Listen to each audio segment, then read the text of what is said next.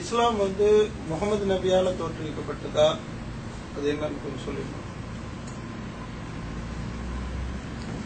அதாவது இஸ்லாம் நபி ஸல்லல்லாஹு அலைஹி வஸல்லம் அவர்களால் தோற்றுவிக்கப்பட்டது என்கிற மாதிரி ஒரு மக்கள் விளங்கி வச்சிருப்பாங்க. அது உண்மைதானா என்று கேட்டால், இஸ்லாத்தினுடைய நம்பிக்கை எல்லா இறை தூதர்களும் இஸ்லாத்தை தான் போதித்தார்கள்.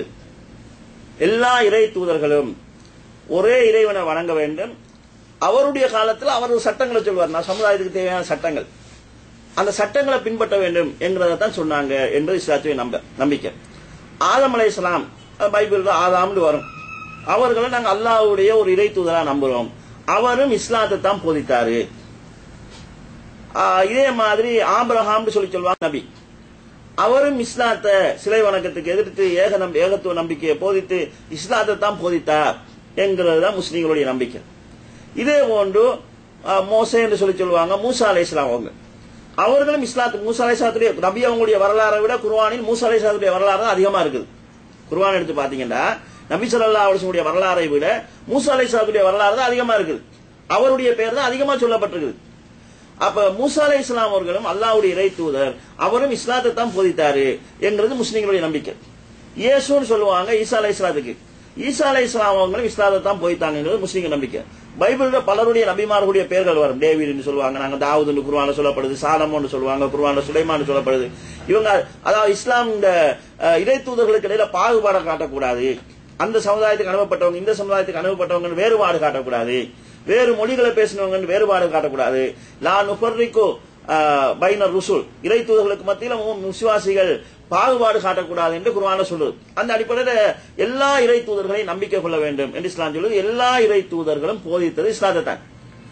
ஆனால் ஈசா அலைஹிஸ்ஸலாம் அவர்களுக்கும் நபி அவர்களுடைய காலகட்டத்துக்கும் சுமார் 6 நூற்றாண்டுகள் இறை தூதர்களுடைய வருகை தடைபட்டிருந்து இறுதியாக இஸ்லாத்தை போதித்தவர் முகமது ஸல்லல்லாஹு அலைஹி வஸல்லம். இஸ்லாத்தை போதித்தவர்களில் இறுதி இறை தூதர் என்பதுதான் இஸ்லாத்துடைய நம்பிக்கை.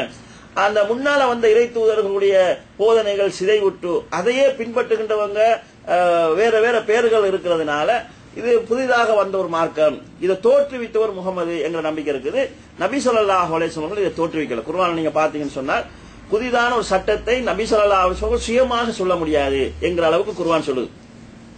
நபி ஸல்லல்லாஹு அலைஹி வஸல்லம் ஒரு முறை தேன் சாப்பிட மாட்டேன்னு ஒரு முடிவு செய்யறாங்க, குர்ஆன் கண்டிக்குது. ஏன்னா அவங்க நபி என்கிற ஸ்தானத்தில் அப்படி முடிவு செஞ்சா பின்னால வரவங்களும் தேன் சாப்பிடக்கூடாதுன்னு முடிவுக்கு வந்துருவாங்க.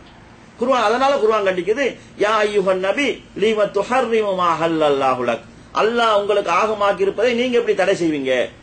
அப்ப இஸ்லாமிய சட்டம் என்று நபி அவங்க தன்னுடைய விருப்பத்தை ஒன்று சட்டமாக சொல்ல முடியாது.